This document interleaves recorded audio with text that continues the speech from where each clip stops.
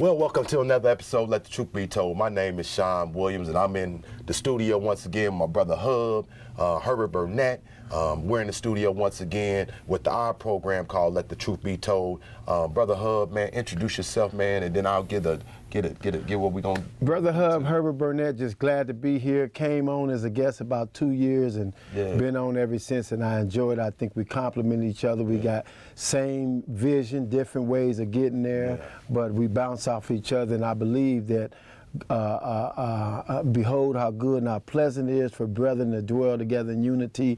And I think the fact that we come together in unity, we respect one another, is why God uses us the way he does. You know, I thank God for years ago when you used to come visit, that we had a conversation and that you touched bases with me in the barbershop, and I said, hey, bro, look, man, we need your help back here, back down here in the rear, you know, and I call this the rear. We need help back in the rear, you know, to be able to help support community efforts, help use your knowledge, your wisdom, your military background to try to rally troops around, to be able to address some of these issues. So I appreciate you pausing your life and changing your life to come back to be with us back here in Champaign, because it's no greater gift than being able to get back to your hometown, your community. That's fact. And be around your mama at the same time.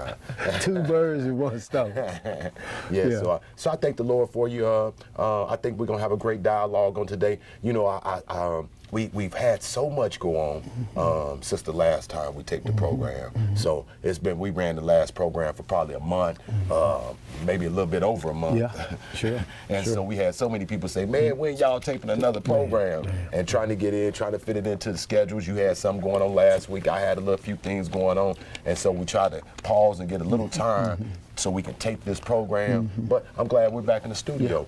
You know, and we'll cover a bunch of ground because it's funny how time flies when you're having fun. And so, you know, as I've been doing radio and different other stuff and doing stuff throughout the community, you know, our training with the young folks on stock market and all of those things, I thought about, you know, a topic for the program, and it's an older topic that we used to use and a headline that we used to use for our program, but I thought it's still relevant, right? And so with the pandemic going on, and with us talking about trying to win in the wilderness and what that looked like, and then the topic that we used before was after the benediction. After the benediction. So after this pandemic and after this benediction, and when we say benediction, we reference to at church. You hear a great sermon. You hear great energy. You hear great songs. You know, you hear great things that come from the pulpit or even from parishioners that's in the congregation, loving and helping each other grow spiritually. What is that going to look like at the close of that service? So at the end of the day, Monday morning or even Sunday afternoon, what that look like for you? Do you now change? Do you got a renewing of your mind? So I thought that'd be a relevant topic, you know, after this pandemic, after this benediction, after the benediction, what is this gonna look like? And so, you know, we got things going on like right now. You see our backdrop, you know, black votes matter. Every vote matters right now. Every vote matters, but especially for black folks, and we're from an African American perspective, we need to get us up out the house. You know, I've heard people say folks have paid away for us, folks have died through their lives on the line for us to be able to now vote. And this election is very important for us to vote, especially if you don't like what's going on. You don't like what's going on, you know, I mean, change the dynamics, make your vote count. And so we have the election going on, and it's a fear-driven election. A fear-driven election. That's good, that's good. It's fear-driven, you know, and so blue versus red, you know, so we're, you know, folks into it about their opinions about the way that the country should go and the direction that the country should go. You know, we're military guys, you know, and so with Donald Trump being the commander-in-chief of all military armed forces, you know, how do you feel about that, Brother Hub? Yeah, I just, it's amazing you ask, because I'm probably at the best point in my 56 years of living spiritually. I'm in a really good place, and I'm excited about what's going on in my life, what's going on in my children's life. But I don't have any hope. I don't have any faith in the system. I have hope in God. I don't have no faith in Trump. I don't have no faith in Biden. I don't have no faith in Democrats. I don't have no faith in Republicans, because what I've been watching has been horrible. And we're deceived because I got friends who defend Trump, you know, or associates who defend Trump. And then I got associates who defend Biden, when neither one of them is representing Christ. You know, so I don't want to be too spiritual, but I wish it was a third person, honestly. And so our country is in a mess, and the Democrats or the Republicans are not going to pull us out of it. The only person who can help us now is God, because a house divided against itself shall not stand. And even in the debates, you can see the division. You know, y'all both still from America. Y'all both still supposed to have the country best interests at heart. You know, you taking shots at his family, you taking shots at his family. That's not professional. The military taught me to be professional. And one of the best traits you can have as a soldier is professionalism.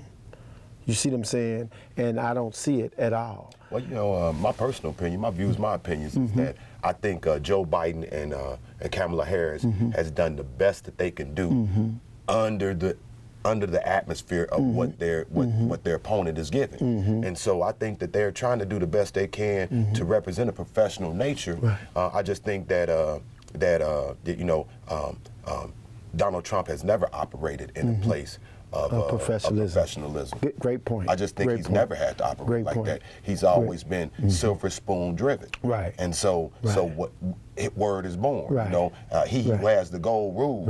And so he treats the rest of us like that. And so he doesn't have a servant spirit. You so and Joe Biden and Kamala Harris, they have been in that servant-driven position, because he wasn't a senator, he wasn't any of those different offices that might. He just had a lot of money. He just got a lot of money. He paid his way. He paid his way, and so folks that he was a businessman. And so and he's still a businessman. He's a businessman. And he's running the country as a business. And he's running the country as a business. Fear. And so he's putting fear on all of us. And so he got the royal side. Fear or bread. Yeah. Because he tearing folks off for bread, you know, 50 cents, I mean, Ice Cube, you know, everybody wants some of that bread because the love of money is the root of all evil. So no matter what I believe, if you're going to tear me off, I'm going to roll with you. You know, and so I just think that... But great points, Will. I just think that, you know, because of the fact that, you know, they didn't have to deal with this here, I do think that because of experience, that we can get back to some type of normalcy, because on the worldwide stage, we're looking like a joke. Our country's looking like a joke. Anytime that you went against every institution, founded institution that this country's founded on. That's good. He went against every institution, whether if it's the CIA, whether if it's his FBI directors. I mean, he's went through so many directors in such a short time. He's a spoiled brat who used to have in his way. Take his ball and roll.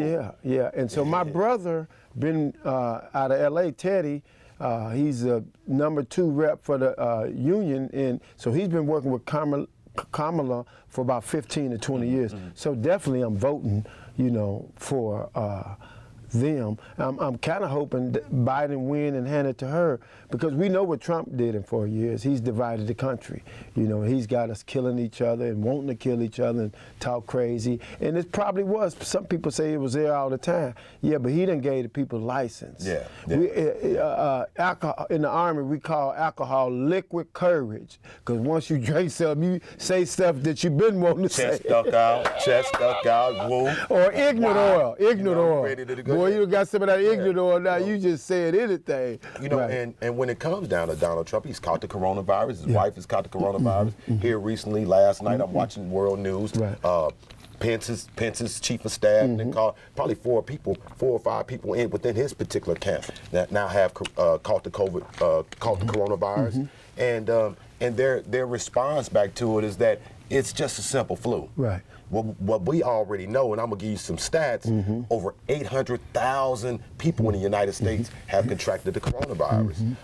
40, we're up. Every state's up, but I think besides Kansas. Every state's up in coronavirus, and so we're talking about a second wave coming through now. And then, so when we say that, over 40,000 people per day are contracting the coronavirus. People are losing their lives. I think we lost over 200 and some thousand people in the United States just alone, and they're expected to, by the end of the year, to another 100,000. So he's dismissed the people that have lost their loved ones. He's dismissed that because the economy's great. He's put the bar as the stock market. And me and you stock market guys, you know, yeah, we want the stock market to roll, but what do we do that at what cost? At what cost? And at what expense? At what expense to that? Do I lose my mama because my stock went up? Do I lose my grandmama because my stock went up? So he has no sympathy or no empathy about you and yours. So you already know that the stimulus money that they're trying to pass has nothing to do with you. Right. The stimulus money is to stimulate the economy because they know we have a consumer's mindset. We get 600, we get 1,200, we go spend it to somebody else. And the economy gets to roll. And we already know what that looked like in the African American community. 6 hours. Because the money only stay in the African American community because of us.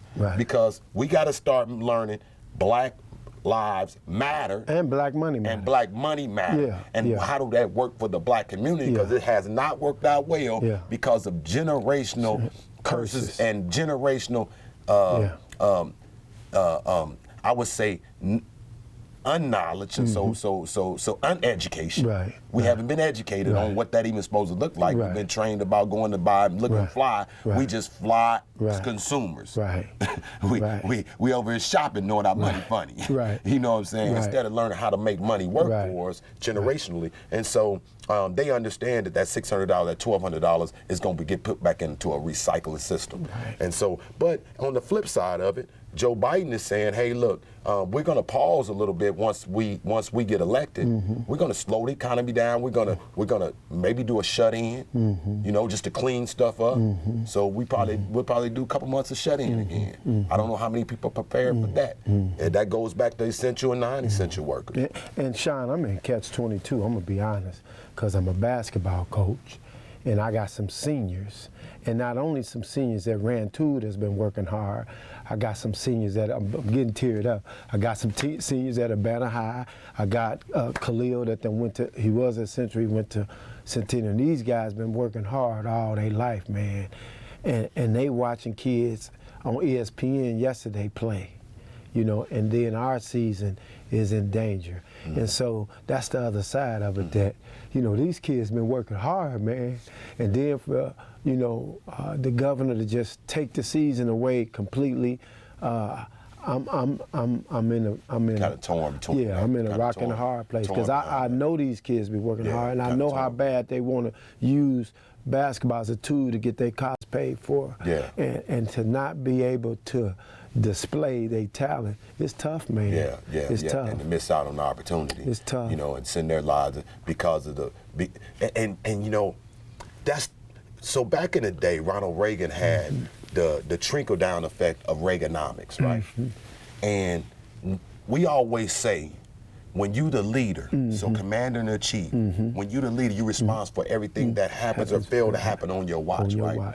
So by you knowing that COVID-19 wasn't like the flu back in January, the rest of us didn't find out as a public until March for our response. And as being commander-in-chief, as part of national security, okay, if any pandemic happens off the shores of the United States of America, part of your duty is to keep it off our shores, keep it away from your citizens. That's like war. We're at war with the virus. It's to fight that war off foreign soil.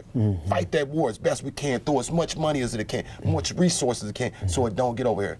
But because of his lack of ability to be able to be an adequate commander-in-chief and understand that, he let it get to American soils, and now the trickle-down effect, like Reaganomics, now it's all the way down to your high school senior. So now they can't get to a scout. So a scout can't get to them.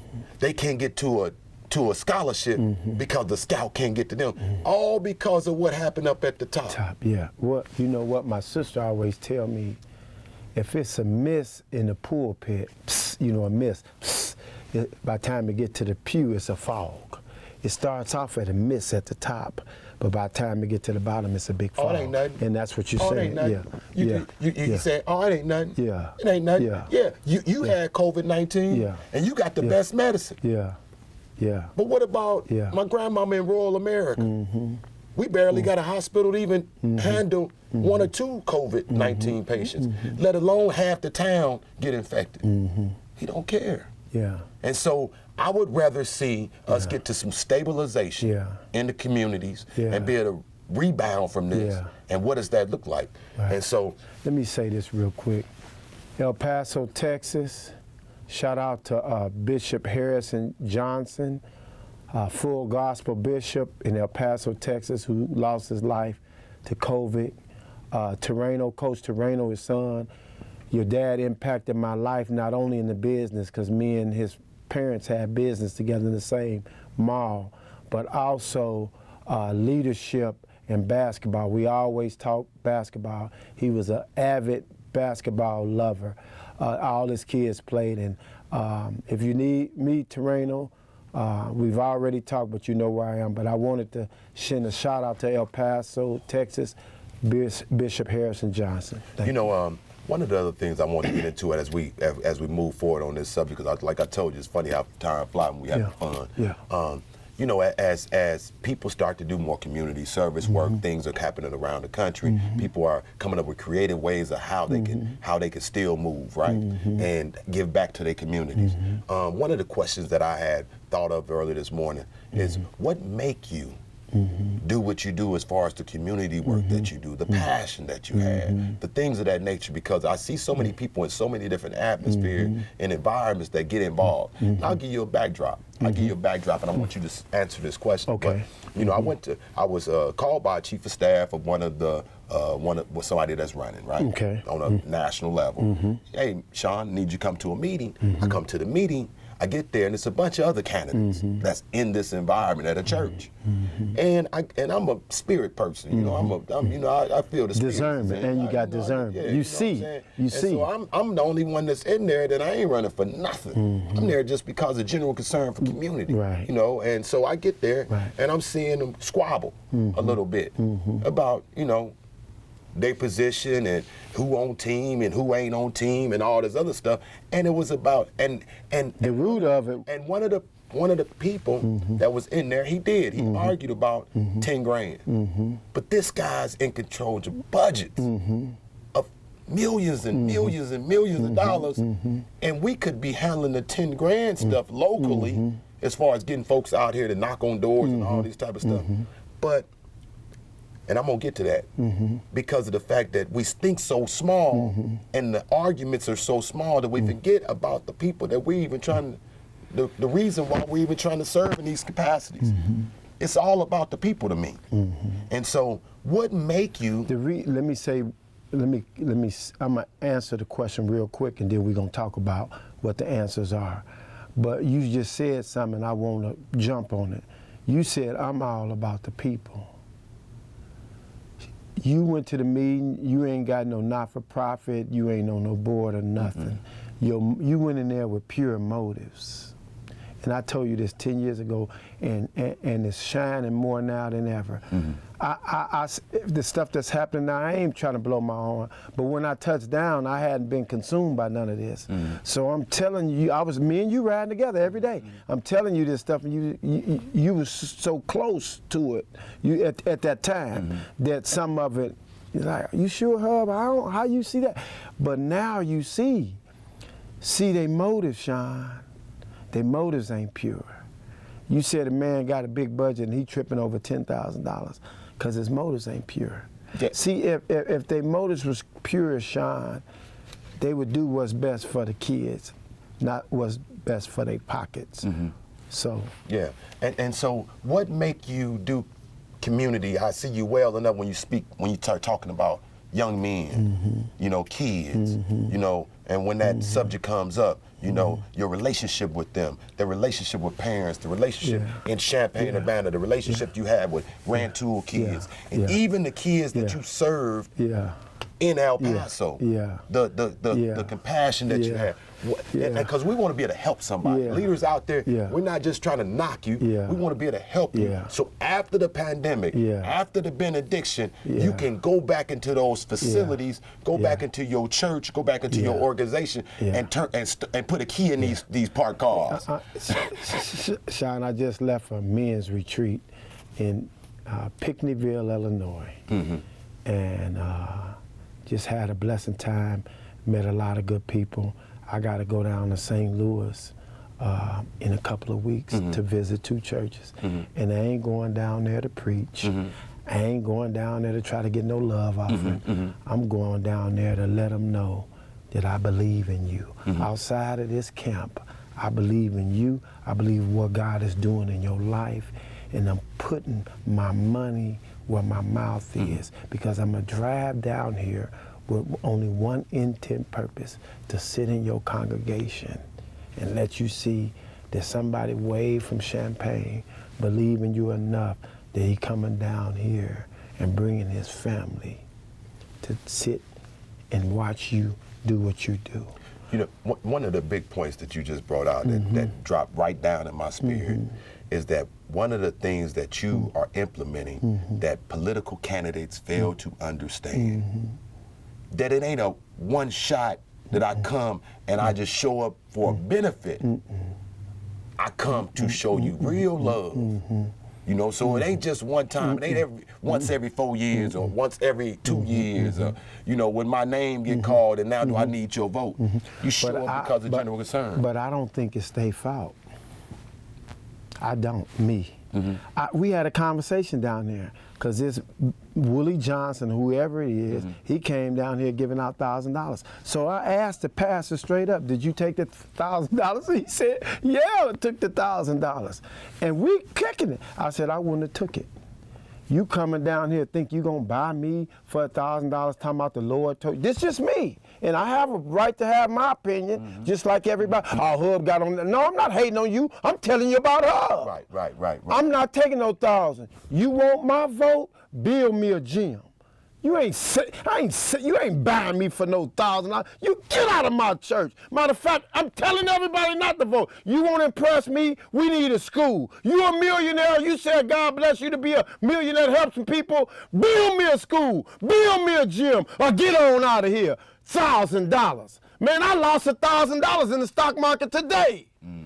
You think you're gonna buy me and my vote for? Get out of here. Go to your room. You know, that's just me. You know, now I got a lot of guys that took the $1,000. That's them. I ain't mad at them, but don't be mad at me. Right. For your response, I'm trying to find my other eyes. But let me tell you this, Sean, while you finding your eyes.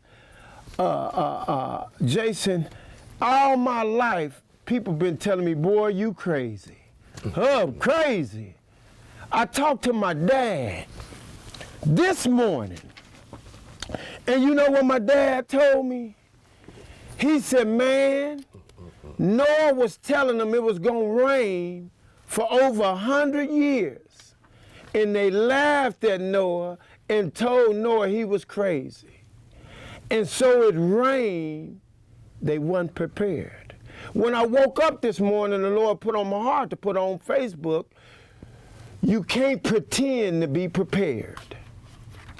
And so, Sean, folks better get this thing figured out, because you putting all your energy in faking like you prepared. And when the rain come, right, the guys that came with no oil and had to go back to get the oil, and while they went back to get the oil, I don't mean to preach, but yes, I do mean to preach. When they went back to get the oil, he said, man, let me get some oil. This oil is from my lamp. You got to go get your own. When they went back to get the oil, Sean, the bridegroom came. All this faking and shaking and lip boxing and acting like you love kids and you really don't, man. Keep playing with God. But God told me, keep your mouth off of them. You ain't got to put them down for you to look big. Just continue to do what you do and love on these kids. Right. Continue to know your purpose and walk in it. No matter if United Way don't never give you a dime, I own the cattle of 1,000 hills. If they want to get a dime to their buddies who ain't doing nothing, let them do it. Yeah. You just keep doing what I'm doing. I've never seen the righteous forsaken nor a seed beg for bread. We sponsored 7 men to go down there last week. You don't need no money. Yeah, just came back from L.A. preaching to the homeless. Traveled there, just traveled to L.A. I just left L.A. Right. You know what I'm saying? Right. I just left L.A. Right, and had to drive. I felt bad. You know why I know you, my friend? Yeah. I'm telling you, I ain't talking about I'm your friend, but the reason I know you, my friend, because my wife said, what's wrong with you? And I said, man, Sean had to drive all the way back from L.A. by himself, and I wanted to go, but I got school. I'm student teaching. I can't go. But I was able to call you every now and then and check on you and check where you was at. Yeah. You my friend, man. Oh, man, you my friend. And when somebody is your friend, people come to me hating, but when somebody is your friend, they your friend, good and bad. Some days I know you don't like me. Hub, man, we got to do this, Hub, you playing. But you probably telling me that, but you don't not mess with me because I didn't do something I was supposed to do, or I didn't do something the way you wanted me to. You still mess with me. Yeah.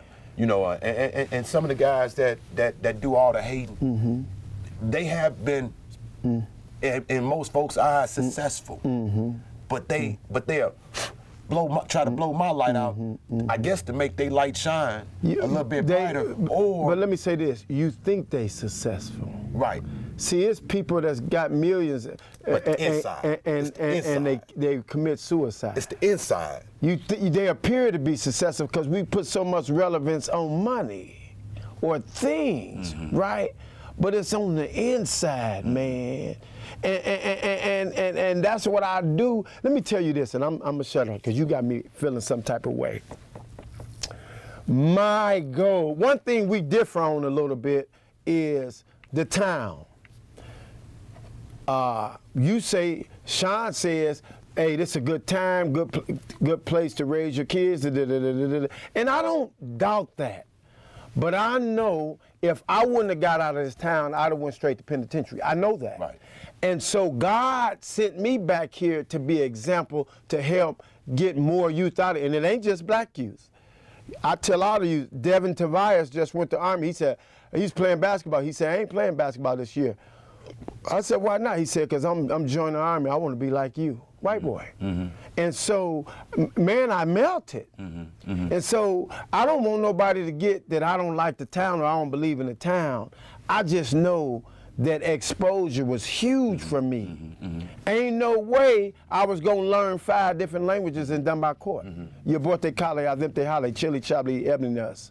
Yoboseo, Iliwa, Tony Upsa Kata Chogi, Taxa Nisa, Naptada. Benga Ki, El Professor de Sunya, Senor de Cuba. Ain't no way I was gonna learn. I might have learned Spanish in Dunbar Court, maybe, but not Hangul, not Arabic. I wasn't finna, parlez-vous français, oui, monsieur. I wasn't gonna learn no French in Dunbar Court. You know what I'm saying? And so I don't let the record reflect, because we kind of differ in that area a little bit, but I just want to push people into their destiny. And sometimes your destiny, our destiny, led us out of here. We back, but I mean, when you talk about German and the ops, intel and all that, man, it's gonna be hard to learn about intelligence here.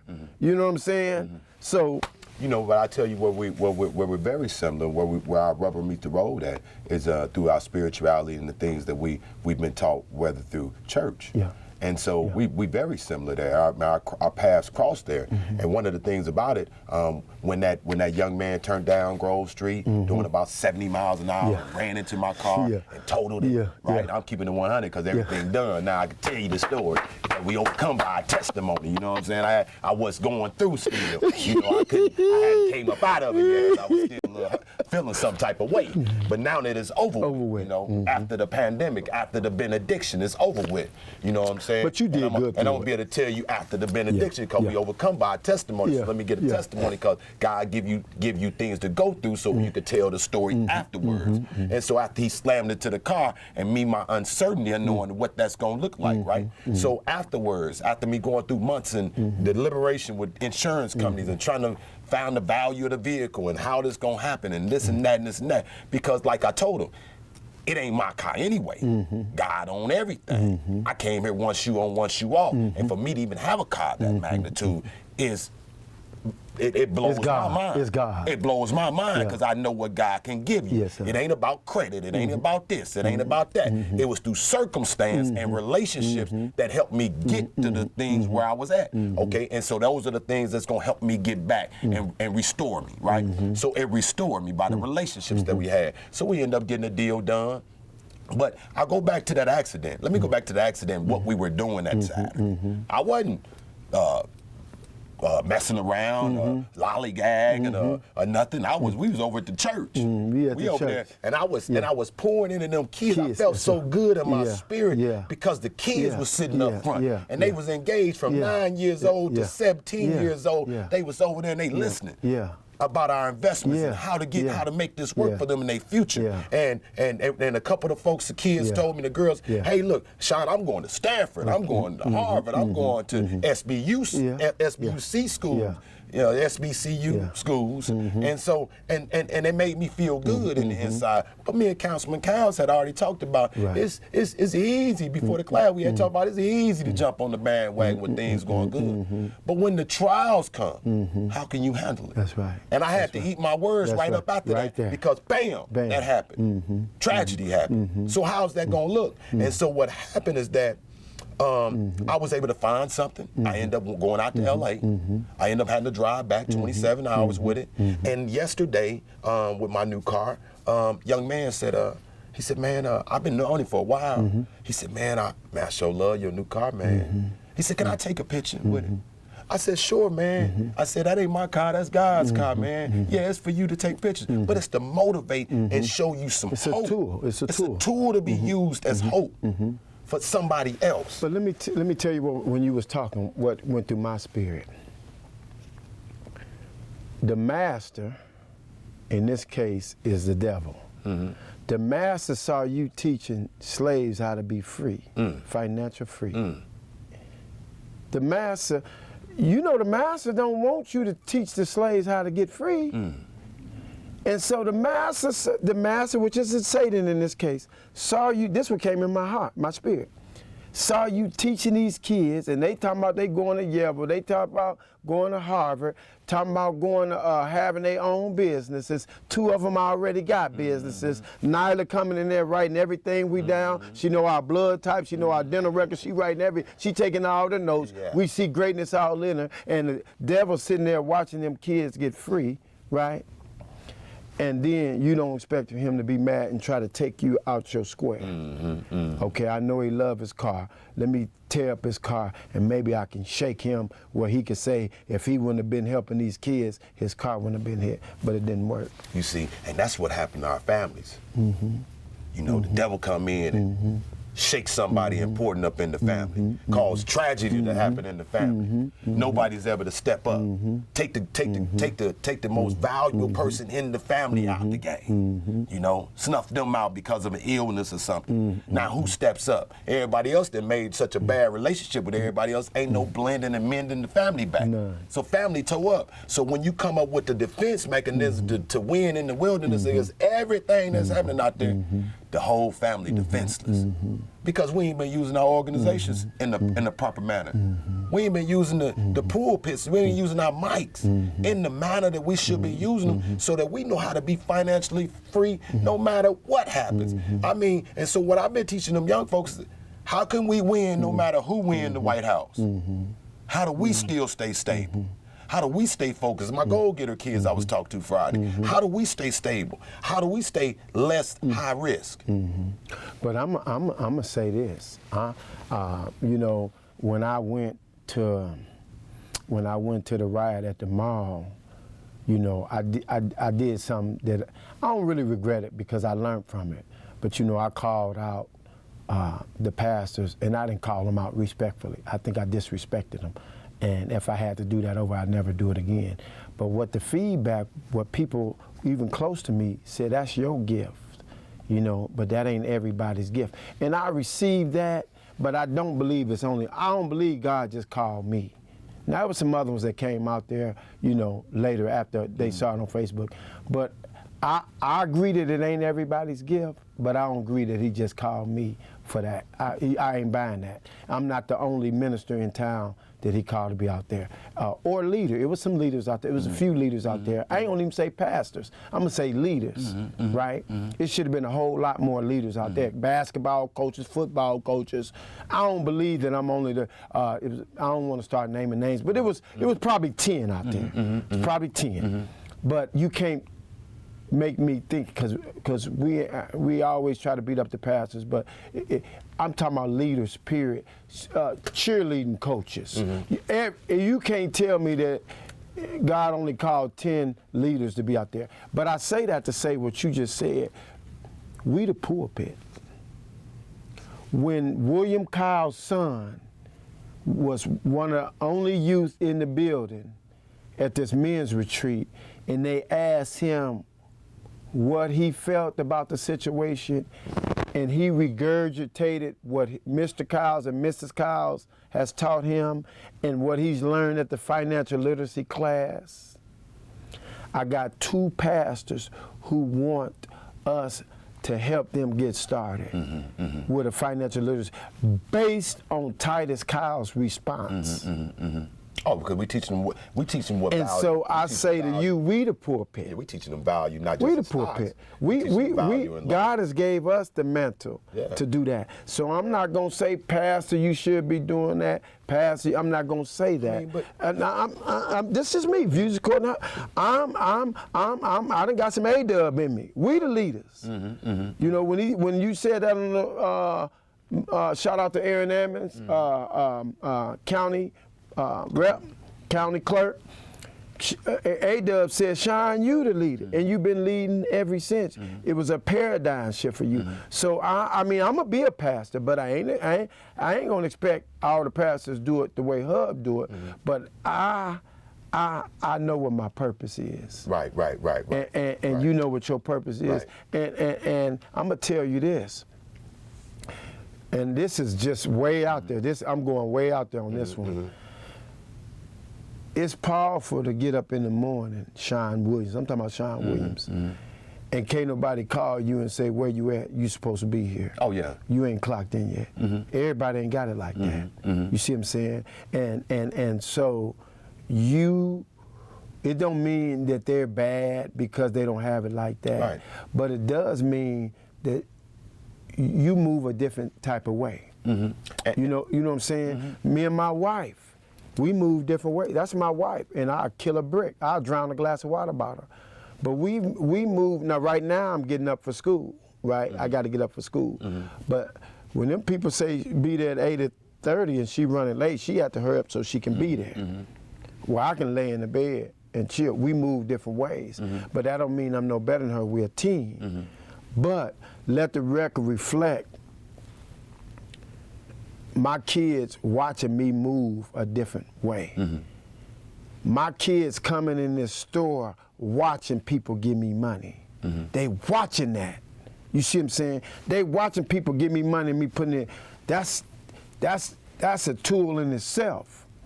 One of my daughters is an attorney right now because she watched people give me my money. Another one of 2 of my daughters is well, the oldest one is a 6-figure insurance because she watched. She didn't stay with me long. She stayed a couple of years and did her thing, but she said, I'm going another direction. But her and Herbert but they moved different. That's my point.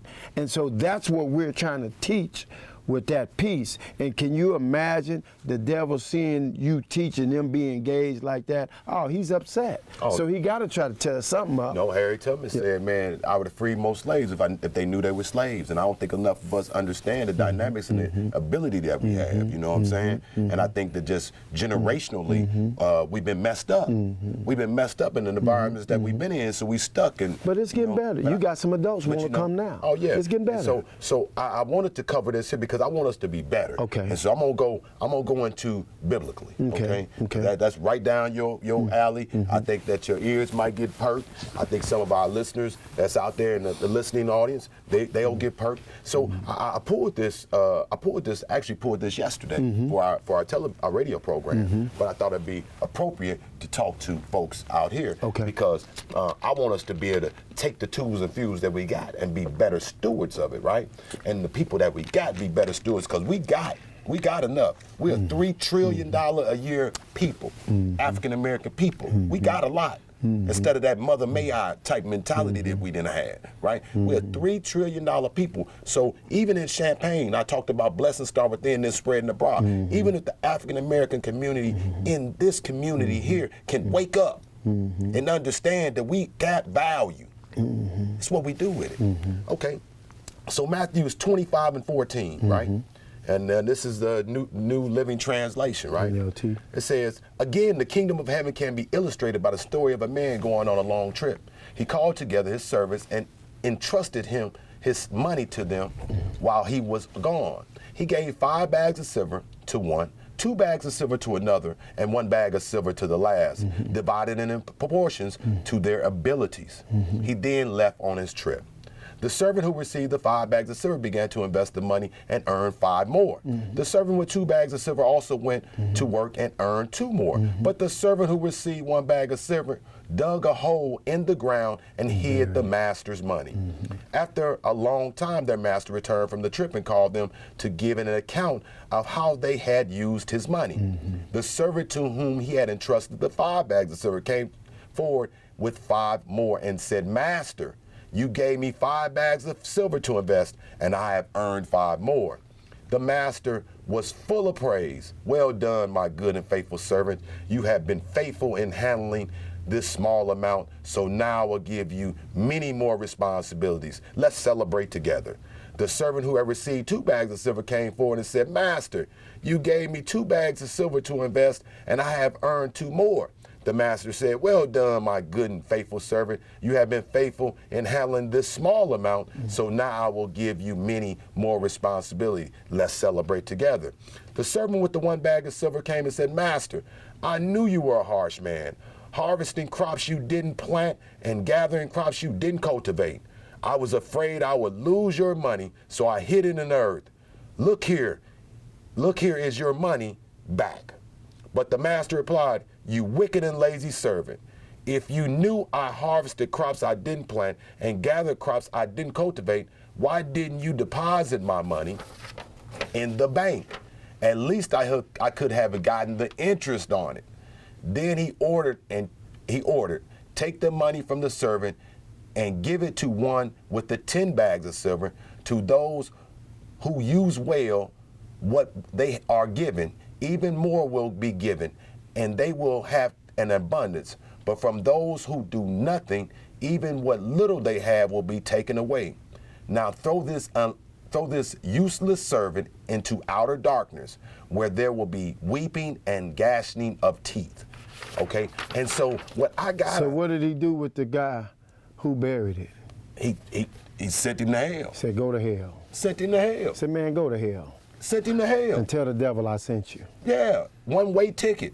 And I think because of the level of disparity that the African American community is across this country, we've been misusing his blessings. We've been misusing his talents. We've been misusing his people. We've been taking advantage of. Our educational levels are further than we ever been before in life. The technology that we use is further than we ever been in life. but our people in the worst shapes they've ever been. You could just reference it back to COVID-19. We've lost more African American people, black and brown, in this country due to poor health than any other race over the pandemic. But then when you come down to funds, we back to a rinse and repeat. We back to asking and can't wait for COVID-19 to happen. We back to waiting, like, man, when can we get the money? We back asking Mother May I, because we ain't did good with the $3 trillion. So I just left the men's retreat, and one of the subjects at the men's retreat was pornography. Right? I see Kyle's posted it today about pornography, how it's consumed, it's consuming some of our men, and so. One of the things that I talked about at the men's retreat was the Facebook story. You know, all these women on the story, they so thirsty, man. I feel sorry for them. And that's one of the things that came up at the men's retreat. Instead of you as a man looking at her, especially a man of God looking at her like, ooh, look at her. You should look at her as your sister and feel sorry and pray for them. Because they don't know. Sean, they don't know, and this is one of the things that I'm definitely preaching about in my church, especially to the females. Even if you do attract the man by what you got on, you don't want to attract them by, you're going to attract the men by what you got on. Them ain't the men you want to attract. You know what I'm saying? So, go ahead. So let's go on that point, okay? One thing that you stated was man. We got to stop looking at people because of the fact that they under auspice of salvation and spirituality and church as somebody different. Because the reason why the young ladies do that is because they vicariously live through somebody else. They vicariously live through Cardi B and all these other Megan, whatever her name is, and all these other people. Instead of looking at to her sister, mama, somebody that she can tangibly touch. How should this work for me? But because of dysfunctionality, you don't trust them people because of do as I say and not as I do, because you already know something personal about the person that's supposed to be the representation of what you're supposed to be living your life like. That's good. Okay? That's good. Because you know something personally. That's why me and you can talk to somebody and the people in the household can't talk to them. They'll listen to me and you, they can't listen to them because your audio don't match your video in the house. In the house. So now they want to put their stuff on that. The little boy told you his stepdaddy in the way. He at the house, but he ain't in the house. That's what he told us. And so, but we'll put it on an analogy back to religion because I want these folks to change. Now I want these folks to change, to do good. I want you to change the way you operate after the benediction. I want you to change. You know what I'm saying? So that you can really go out here and save somebody and stop just gathering. The reason why God got us not in your church no more is because he wants you to be able to not gather and get out here in these streets. But even when we put these here collars on and all this type of stuff, the Bible talks about David being a man after God's own heart. You can't get no closer to want to chase after God than David. But when he was looking out his window and he seen Bathsheba taking that bath and she built up like what they say, 24, 36, 32, whatever it was. Brick house. Woo! It tested his... It tested him. Shook him. It tested him. And what'd he do? He fell for the okie doke. He even had her husband killed. Uriah. Sure did. So he can be with her. So it is, if you don't stay grounded as a man, you fall for okie dokes. That's why it's so important when I talk to my young kids, it's so important that that you use your time wisely. Your 24 hours. We got the same 24 hours, but what do you do with it? They said, man, you always busy. That's because idle mind is a devil's workshop. When I'm busy doing what God got me doing, he ain't got time to interrupt me. I'm telling my people, man, they look at me, and man, and I just told some young guys that yesterday. I said, man, I said the reason why people get to hating when they see this here, they love you when you see you. That's why I'm only around people for a few seconds. When I go to the club or club environment, before I had it, I used to go in there for 15, 20 minutes, and all my buddies would say, man, well, Sean, why you don't stay long? Because I know how people are. They love to see you coming. But after a few minutes of marinating in your presence, they start evaluating themselves because they see you. Yeah. And it's a man in the mirror reflection. They see a standard that they don't, that they can't meet up to. You know, and so when they start seeing your stuff and how God didn't bless you, well, why God didn't bless me? Well, what is you doing with your 24 hours? I don't do what you do. I don't get high all day long. I don't be at the liquor store before 5, 6, 7 o'clock. You know what I'm saying? I spend time with God. Maybe it ain't as much time as I need to, but I'll spend time in reference. I get up at 2, 3, 4 in the morning, give my praise, go outside, check around, look at the stars, the skies, the moon. You know what I'm saying? I'm not just privileged. I know what my day gonna look like. I got prepared my day yesterday. For what today gonna look like. I just don't walk into today and whatever happens, whatever happens. Que sera, sera. Whatever happens, man, you show up at the wrong place at the wrong time. You mess around and be a casualty to whatever happens. And so I don't do it like that. You got to have goals. You got to have plans. You got to have a 5-year goal, a 10-year. Now, I'm not saying that I'm all the way together. Because I'm telling y'all about getting it together. God is preparing me for the table in front of me. So I'll be able to have the tools to be able to defend myself at a moment's notice. You got to have the tools, but when you ain't got no armor, you can't fight. You defenseless to the enemy. You defenseless, eating you up, and too many of our folks have not been taught the tools to have, and we defenseless on all levels, from the bank to the education to just a life insurance policy. Man, the education piece, I'm so excited, Sean, because I'm in education, man, and God has given me a vision to build a school or be a part of building a school. You know, if somebody's serious and they got motors, it ain't got to be not on my watch. It's got to be Kiwan Academy, but it don't have to be not on my watch. But your motives got to be pure, and you can't be scared. You can't be going along to get along. It's gonna be some prerequisites. But what I was just talking to my mom. So my daughter's in education. I got 2 nieces here in education. One of them is a counselor, master's degree. My brother got his PhD in Minnesota. Both of his kids are in administration. You know what I'm saying? So, and I was talking to one administrator the other day, and she said, so you gonna be excited about teaching? I said, well, I don't plan to teach that long.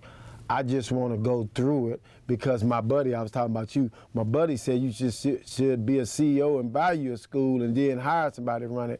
But I want to know what it's like to be in the classroom. I don't want to be telling them what I ain't never done. But I told her, my only prerequisite is I want all the kids who the districts don't want. If you want the kid, I don't want him. If you think you can do something with him, I'm gonna let you keep him. Give me all the ones that's disrupting others from learning. And you know what she said? And she's heavy, man. I ain't gonna say what she is, because I don't want to put out there like that. But I will say, when she said, I only got a few years left, I would love to be on your staff. That one number, God let me know, because I got this person way up there, you know, and they talking about being on my staff. And so that's the way God will fix things. You know, I know we're down to just a few more minutes within the program, but you know, one of the things I want to say before we get up out of here, you know what I'm saying? I think one of the reasons why we're so compassionate about what we're doing and we get emotional about the things we're doing, because we've been there, we've done that, we homegrown. The guy talked about what make you have, what make you be able to do this here or do that, and it's because of our experience. We're product of the environment. Yeah, it's our experience. And I just did a funeral here recently, right? So I'm gonna talk a little bit about pain. I did a funeral, and so I'm up at the casket, right? And the family's emotionally crying, and I knew the guy, and you know, but I'm in the funeral home business. You know, we supposed to be immune to this. You know what I'm saying? This is our daily job. This is what we do. But I'm crying too. I'm crying too. You know what I'm saying? Because of the pain. You never can get over the pain. So I told the sister, I said, you know what? I said, you've always been like my sister. You lost your brother. You always been like my sister. So I called her yesterday. Hey, sis, how you doing? Now this is way after the funeral because everybody there for on the funeral week. But what about the weeks and the months later? When the phone done stopped ringing, the cars done stopped coming, the meal gone. Hey sis, how you doing? You doing all right? Oh, I'm watching the football games. We doing all right, Sean. Da da da da da. Hey sis, I love you. I already told you I was gonna call you, but I know what that feel like. You already know. Because I done lost so many close people. I know what that pain. So we got to learn how to take the pain and now transform that into power and energy to be able to operate a lot better. You know, and so that way now we're learning how to win in the wilderness. So after the benediction, after this pandemic is over, we got a renewing of our mind, renew with new reformed energy. So we can operate different. Now we know about investments. Pause your day, man. Mikhail talked about it in our interview with Mikhail. Great interview, man. Great interview. Mikhail talked about it. Great man, interview. Pause your day. Get off of this Facebook mess. Man, change some stuff up. Read a book. Get on YouTube. Yeah, he said invest in yourself. Investing in yourself, man. Grab it. Shout out to Mikhail. Great interview. Man, I mean, changing up the way we do things, you know. Changing up the way we do it. So that's my take to it, man. Let me add these three. So turn your pain into power, turn your mess into a message, and turn your misery into your ministry. Flip the script. Flip the script. Cause we all got our own testimony, man. Hey, man, I sure appreciate you guys that stuck with us, man, for this here program. Let the truth be told. I mean, I thank you, Jason. Always, man. You are a great guy, man, and I wish you just so much in your future, man, cause you're a good dude to be around. He ain't got no ring on. We need to pray for him to get a queen. Yeah. Cause he got the brown on the brown on the tan. He got all that. He got the tech. He tech savvy too, you know. And so, man, brother Hub, I appreciate you, man. I thank you very much. I thank your mom and dad, man. They've been real gracious. Man, they to us, awesome, man. ain't they? So they good people, man. They good people, man. I love them guys. And so, man, I thank you guys for tuning in and pausing your day to watch another episode of Let the Truth Be Told. Peace.